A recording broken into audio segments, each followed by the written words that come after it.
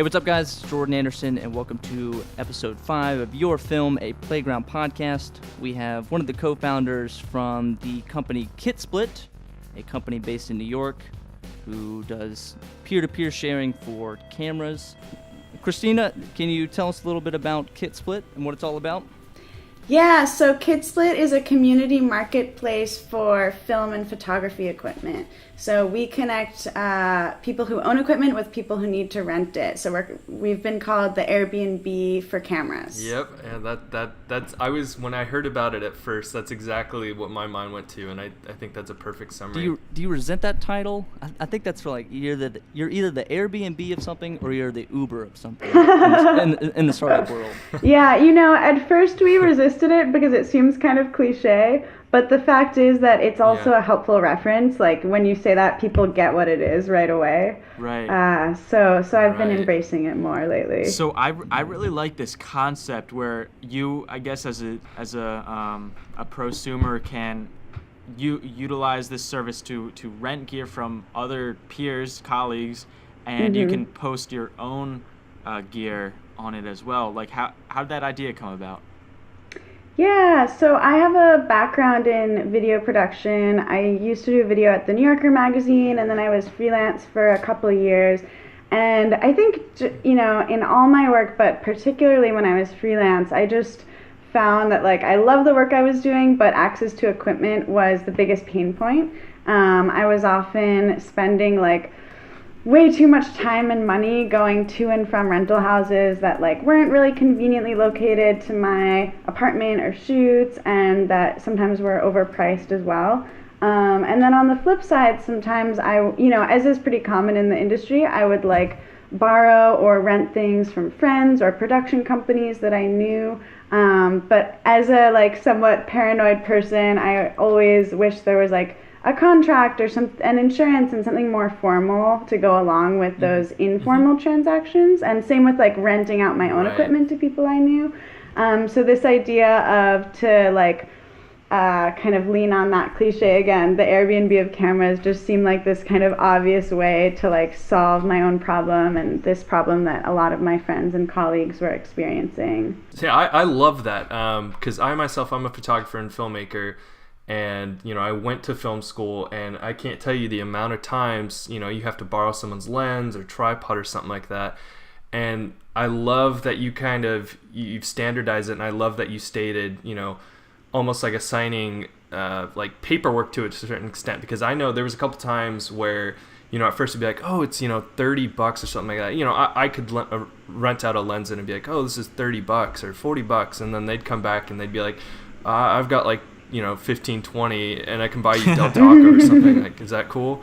And then you're like, well, I guess. But I love that there's an accountability with it, and it makes it so much easier. It sounds like, to socialize it and broaden your reach for who you can contact. Yeah, exactly.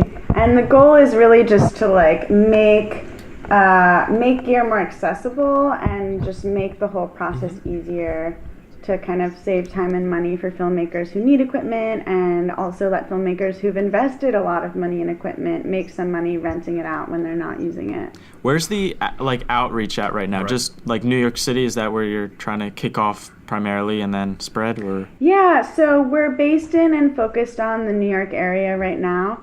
But we've organically had a lot of people join in California, like LA and San Francisco.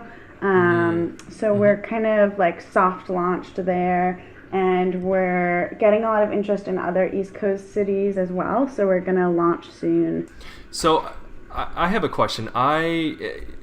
Jordan and Chris are based on the East Coast, and they're somewhat near New York, but I myself, I live in California, near Los Angeles.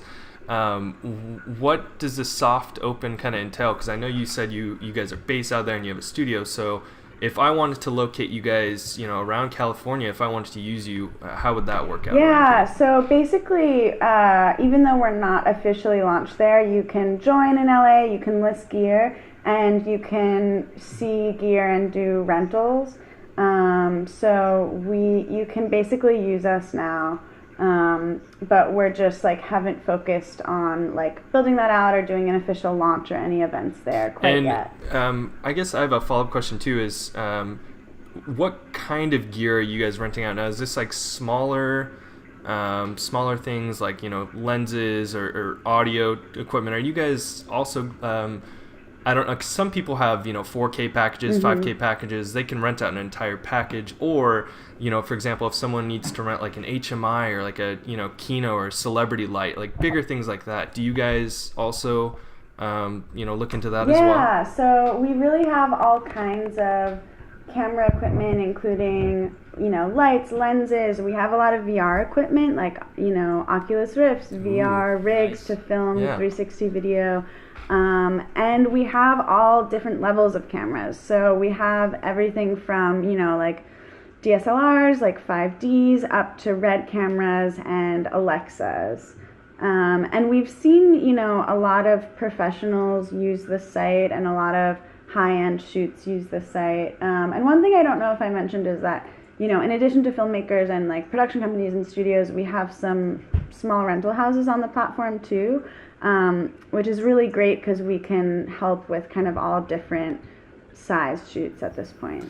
With the bigger cameras like the Alexa and Reds and bigger pieces of equipment, do you is there a way for like the people renting out the gear to also put their services as a DP videographer out, like on there as well? Because I know peers of mine have their own camera packages that they rent out, but sometimes they're also called on to be on set and actually shoot the film as well. Yeah, that's a great question. So we don't officially do that through the site yet, but it's something people have kind of done unofficially, and it's something that we're thinking about making a bigger part of the site. That would be fantastic if you do that, because you're packaging people with the equipment, and that's getting people potentially more work. So I think that'd be awesome. But so far, what you guys have is already so amazing.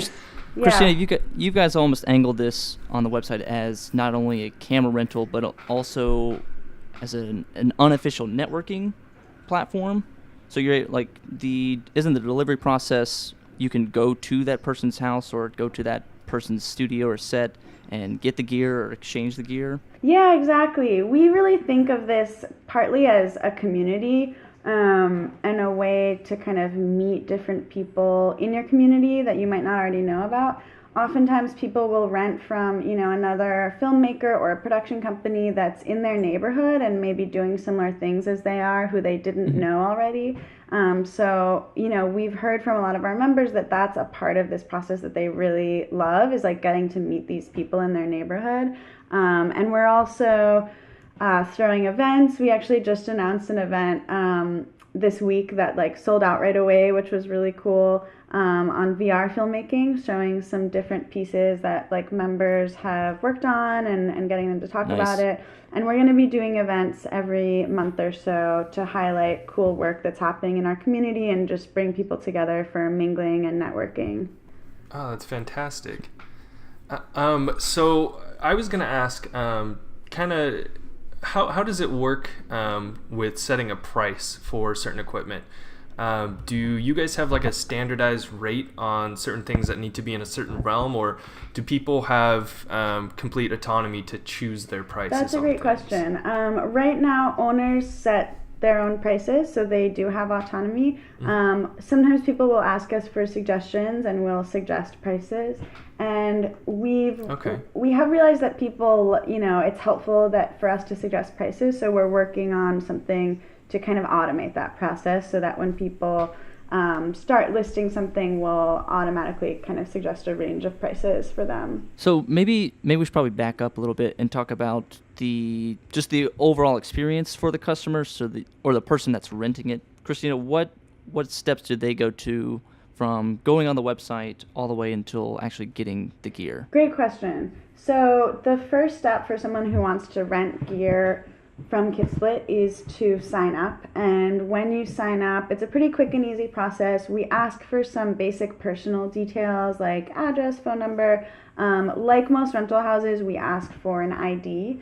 And so we use we need all this information just to ensure that this is like a safe and secure platform. And so we actually vet people before they can request or post a listing. So we check over that information and make sure it all checks out. Once someone is vetted, they can then either search the site to find what they need or just like email or chat us a gear list. And then they request what they want, and then they can either go pick it up from the owner or request delivery. Okay. Now, is that, I'm assuming to request delivery, that's going to incur an additional cost, or how does that exactly. If someone requests delivery, we give a quote for the delivery, and then they can choose to either do it or not. And it's an extra cost, and we get good rates. We work with a delivery startup that we're friendly with, and so the cost of that, is relatively affordable, but just depends on the distance and the amount of stuff and that kind of factor. All right, let's talk about the whole startup process that you've had to gone through. How was it? What was it like forming your team, and did you already know your co-founders? And also talk a little bit about your co-founders. Yeah, so I came up with the idea of Kitsplit, and originally, to be honest, I didn't even intend on making it. I was just like, this should exist. I would use this thing. And then it's something I kind of kept talking to friends and colleagues about, and they kept saying, that's a great idea. You should make that. And so at some point I decided I do want to actually make this, but I don't want to do it alone, and I was particularly interested in finding a business partner since I have a lot of creative and technology experience, but knew very little about fundraising or making a business plan or that kind of thing. So I had met Lisbeth Kaufman through a fellowship we were both in, and she was an MBA at Stern Business School at the time, but someone who's also really interested in the film world. So I mentioned the idea of Kitsplit to her to see if she'd be interested in working on it with me, and she was really excited about it. So the two of us started working on it, and then we brought on a third co-founder, Ken Amarit, who is a friend of mine from grad school, and he's someone who is an amazing programmer who also went to film school. So he kind of has the perfect background to lead the development of our site. So yeah, the three of us are the co-founders, and then more recently we brought on our first employee who's also a programmer and also has a film background. He worked as a producer for Alex Gibney. Oh, wow. And then we have I was just... I was going to say, you guys seem like the perfect Venn diagram to make Kitsplit Yeah, happen. I think so. The A team. So perfect. Here's a question. How did you validate that your idea, this idea of Kitsplit was more worth than just leaving it on the table and not investing all this time and effort and money into the idea? How'd you who'd you talk to? Did you talk to random people, or did you only talk to people that you've met before? What was the process like? Yeah, that's a really great question, and I think there were a few different steps to that. I mean, I think before I even met Lisbeth, I talked to just a lot of friends and close colleagues about it who were excited about it. And then once I met Lisbeth and, the two of us realized we both wanted to work on this and we would be a good team to get it started, we did some more research, and, she was in business school, so she brought an amazing kind of different perspective on how to validate the idea, and she did a lot of market research and a lot of interviews with different people in the industry to get a sense of what their pain points were in their rental process and if they would really use this. And we were encouraged, of course, by what she learned through both the market research and individual conversations. And so then the next step was to make what's called in startup land an MVP, a minimum viable product. And so we launched a relatively simple version of the site.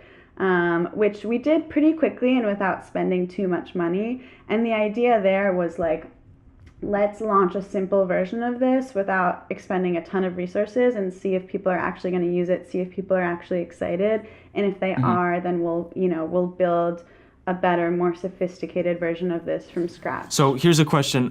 With your MVP, did you like create like a workable website or just a template website? So it did work. Okay. We used a service called ShareTribe, and if you know like Squarespace, it's kind of like a Squarespace-like site, but specifically for marketplaces. So they sell you these kind of like a pre-built marketplace site, and you can add your own different design touches. And so that was a really amazing tool to get started on because, you know, it let us get up and running without like hiring a developer or a designer. And it was definitely, as you can imagine, like there were limited ways that we could alter that. So that's kind of why it was an MVP, because like it was pretty basic and we couldn't customize it very much. But it had the foundation of like what we were trying to do. How'd you get the first 100 people to sign up? I think the first 100 people were mostly, you know, friends and then friends of friends. Cool. A lot of the people that we knew who joined were excited about it and told their friends. So I would say probably even the first few hundred were like word of mouth. Oh, cool. How'd they get excited? Like, how do you motivate that excitement? You know, because, you know, it's something that doesn't exist, and how's this going to work when there's really no, like, background to it, and how that excitement generate those results into those several hundred? Yeah, because you would need the users before you could launch, because you need people to sell their or rent out their equipment before you could launch. Yeah, that's a good point. So we did, before we launched, we got some friends and different people we knew in the industry, including like some, you know, studios and production companies, to list their gear so that when we launched, people would see that we already had like a nice kind of collection of gear to rent. And then, I think people were just really excited about the idea. I mean, something we hear a lot is people saying like they've wished that something like this existed, or that, you know, they've thought about something like this existing already. So I think it's kind of one of those things that's already in the air and kind of intuitively makes sense to people. How far, what was like the timeline with all this from idea to MVP to actually official launch? How long have you guys been working on this? We've been working on it for about a year and a half. Okay. And I think, you know, maybe it was 2 years ago that I had the original idea, and then a few months kind of thinking about it informally and thinking about if I actually wanted to do it. And then once I met Lizbeth, we spent about 6 months first like researching, validating the idea, and then building out the MVP. Nice. And then, you know, another 6 or 9 months till we launched our new site, which went live in November.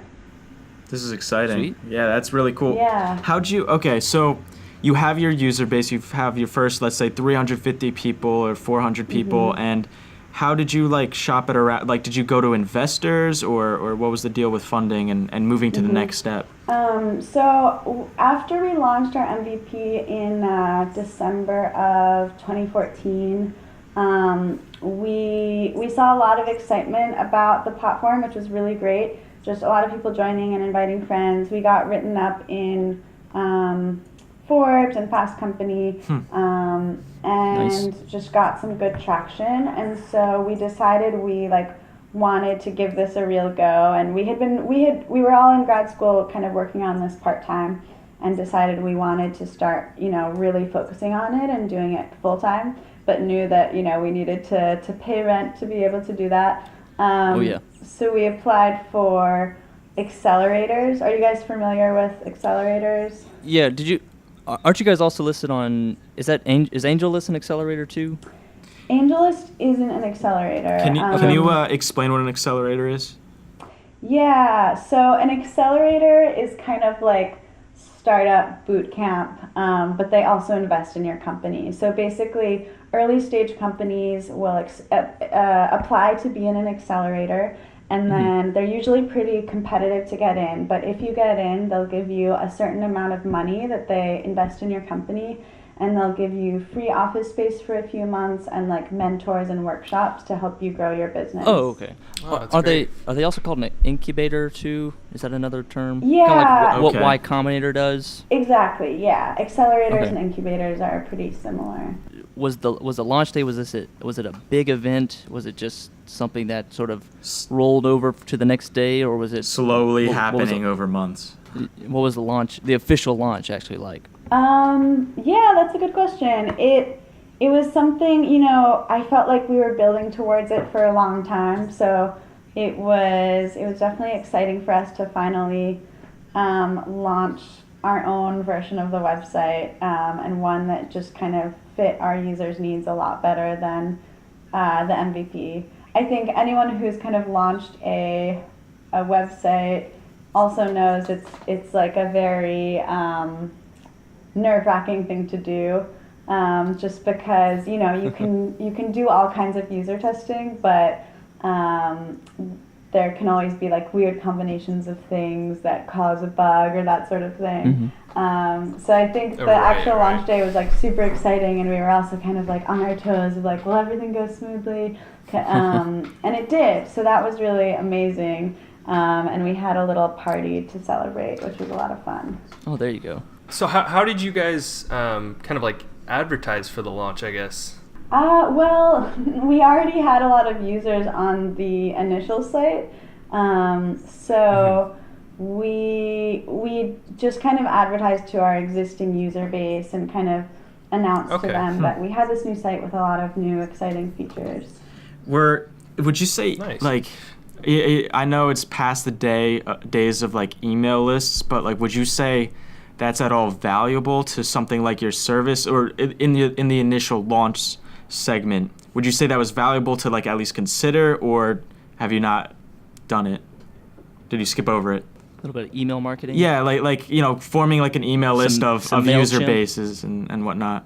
Yeah. I mean, even before we launched like the MVP, we were collecting emails of people who were interested, and we send out emails a few times a month now just to update people on like the site or events we're throwing or blog posts we've written and that sort of thing. So quick question, like what were some of the things that you didn't expect that kind of occurred once you guys were up and running? That's a good question. I think when we first conceived of the site, we were imagining that it would be more geared towards like individuals, production companies, studios. We thought that we would be like a competitor to rental houses, or that they might see us that way. But pretty soon after we launched, we had a few small rental houses in the city approach us and say like they loved what we were doing and they were interested in getting on the really? platform. I would not expect that. That's so that's awesome. something that was a little unexpected, but that has proven to be beneficial. really great for us, because now we can in one place just give people all kinds of different options, and they can search across these different options and see what works best for their shoots. Have any of these rental houses suggested or have they suggested the idea that they would use Kitsplit, like almost to market their stuff? I could as see well, that helping in a them way, out, or right? no? Yeah. Yeah, because I mean, if they have big packages and stuff, they have things that they want to sell, and if you're a bigger outreach for them, not only would they have the people that use them and kind of like in the mom and pop shop kind of way, but they have you for potential bigger outreach. That's exactly what's been happening. A lot of these rental houses, there's a lot of smaller rental houses that have amazing gear, have amazing staff, but have kind of old-fashioned, not great websites. And so there are some out there.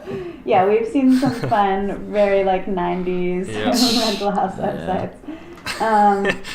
Looks like a conspiracy theory website or something like that. So, for those kind of rental houses, like we're providing a really valuable service because they can kind of use us as their site, and we've already built out this sophisticated site that, for them might just not be their focus or expertise to make, but they can use our site. It's quick and easy to get set up, and then also, some rental houses require insurance but don't offer it. So another great thing about our site, which is useful to their customers and therefore to them, is that we offer that as well. So you do offer insurance. How does that work?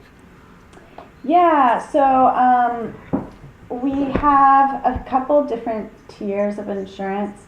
For equipment under $10,000, we do a damage coverage or a damage waiver, which is basically free or included in our fee. And then for more expensive equipment, we have partnered with this amazing broker in the city who helps people get insurance. And that's something we're about to integrate more fully into the site, so you can just click something and get it at checkout really easily. Wow, that's incredible. So what if you already have insurance? Like at my film school, we have insurance. How would that process work at checkout? Do you have to Yeah, good question. So if you already have insurance, you can upload your COI and you can just be set with that. Awesome. Nice. Yeah, because that could get pretty sticky because you guys don't own the equipment, so you're sort of the middleman where person A's equipment got stolen or broken, and now person B is just like, dude, I broke your camera, and then do you guys have to intervene? Well, we provide the insurance and the contract. So our goal is to make the owner have total peace of mind, so that they know. Awesome. First of all, we're vetting everyone who joins. We don't let anyone request equipment. We collect this personal information. We make sure it all checks out. We have reviews and ratings. And so, just off the bat, that makes it a lot safer than renting out your equipment through Craigslist or something random online. And then we also provide a contract. Absolutely. And we provide damage coverage or insurance so that, if something goes wrong, they'll be covered. Oh, that's awesome. What are some of the cool projects have you guys been a part of vicariously, or that you've heard that your cameras? Yeah, that's a great question. I think one of the most fun parts of working at Kitsplit is just seeing the different amazing projects that we're helping to enable. We were used in a shoot for the White House for a web series, so that was really cool. Nice. Yeah, we've been used by people video journalists from the New York Times and Bustle, and for some really awesome, fun comedy web series, and for some great photojournalism projects as well. Very cool. That's awesome. Well, I'm sure you guys are going to keep on growing, and they'll be using you guys on Pirates of the Caribbean 6 What goals do you guys have this year? What's phase 2 or 3 or whatever phase you're going to be going into this year? Yeah, that's a good question. So we're about to launch, as I mentioned, this more integrated, easier insurance process, which we're super excited about. And then I think we also recently launched a blog and an event series. So we're really interested in fostering this community and giving people more opportunities to both learn about one another's work and to meet in person. Oh, that's awesome. Well, I love that. I think that's the best, most exciting part about it is, obviously it's a business, but at the end of the day, I feel like the most important thing to you guys, and what it seems like from what I've heard, is the community aspect and for film's sake. And I love that because, there's a lot of times you don't know who's around you. And that's, first of all, the benefit of, first and foremost, renting equipment is just awesome, but that community aspect is just this added layer of awesomeness. So thank you. So yeah, that's great to hear. We're definitely really excited about that part of it. What advice do you have for people that want to start up, their own business, whether it's film related, website related, anything in general? The entrepreneur. Yeah. I'm still learning a lot, but I think that finding a good partner or multiple good partners is really key. I think that, working on a startup or a business can be really hard, and there can be a lot of ups and downs. So it's really important to have someone or a couple of someones who you trust to bounce ideas off of. Okay, yeah. What are some personal qualities that it takes to be an entrepreneur? Maybe not necessarily yourself, but just someone looking to be a startup. What do you think they need to have? I think you need to be really, truly passionate about your idea and to really believe in it. I think that sounds corny, but having now met a lot of entrepreneurs, I think you meet people who are this could make me a lot of money, or this seems like something that could work and that people would use. But I think it's such a hard thing to do, to start a new thing and convince people to use it and convince people to give you money to work on it. And if you don't really believe that it needs to exist, then it's going to be tough going. All right, so Christina, we have some core questions for our show. They're going to be sort of rapid fire. You don't have to answer them rapid fire. Take your time, no pressure. We'll just start off. Okay, if you weren't doing Kitsplit, what would you be doing right now? I would be making videos and making nonfiction stories. Nice. Very nice. Yeah, that's sort of my background. Oh, right And on. what is the best advice you've received lately? Best advice I've received lately. Let me think about that one for a minute. We can come back to it if you want to. Yeah. So Yeah, actually, no worries. It's all good. one That of our is- investors is this really amazing, inspiring woman called Joanne Wilson, and there was just an article written about her where she said, "Fundraise like a dictator and inspire your company in democracy." Okay. Very So nice. we want break that down. What does that mean? I think it means, when you're fundraising and you're selling your idea to investors, you have to be really single-minded and really sure that, you're doing the right thing and you're going about it in the right way. But then when you're working with other people to actually make it happen, it operates it's much more collaborative and Take other people's views into Exactly, consideration yeah. more. That's at a that good point. answer. Right. Very nice. All right. It's a great answer. Should kids today go to film school? Why or why not? That is a good question. I didn't go to film school, but my work in film has been more from a documentary and journalism angle. And I definitely never regretted not going to film school. I think you can learn a lot from finding good mentors, from just kind of getting your hands dirty and helping out on shoots or doing internships. So we'll put you down as a no. Yeah. We're gonna check that in the All right, notes. and final question. What is your favorite social media app and why? For outreach specifically, I think could at be this Kitsplit point, related or personal. Yeah, I guess in general.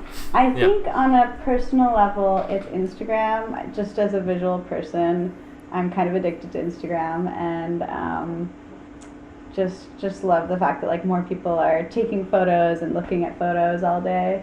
Oh, yeah. For Kitsplit, I think Twitter has been a really fun outlet for us to kind of just gain followers and spread the word. Nice little Q&A interaction on Twitter. Cool. Well, okay. Where can we find? Let's wrap it up. Where can we find info about Kitsplit? Where can we find info about you, Christina? Plug whatever you got to plug. So Kitsplit is at www.kitsplit.com, KITSPLIT, so you can read more and sign up there. All over social media, Kitsplit? Yeah, Usually- so we're at Kitsplit, and I am at Kbudelis, KBUDELIS. Sweet. Nice. Well, Great. awesome. Well, Christina, thank you very much for taking the time to talk to us about Kitsplit and kind of share your story. And yeah, All right. Thank you for having Thank you. me. Yeah, we really appreciate it.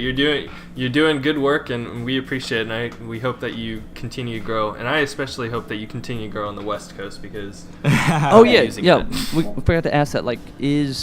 is this going to be nationwide, or is it still New York, or still California? Yeah, the plan is to be nationwide, and we're expanding by city basically. So we're going to launch in a few more East Coast cities in the next few months, and then go out to LA and San Francisco. But we're also, as I mentioned, we're soft launching in some places, including LA, so you can already start using us there. All right, guys, that was episode 5. Thank you all for listening to the Kitsplit episode. Hope you guys will go check out kitsplit.com. We have, as usual, Chris. Woo. And Yeah. Troy. And What's up, guys? Oh, I guess goodbye, guys. and I'm Jordan from Valley Films, and this has been your Film a Playground podcast, and we'll see you next time. Peace.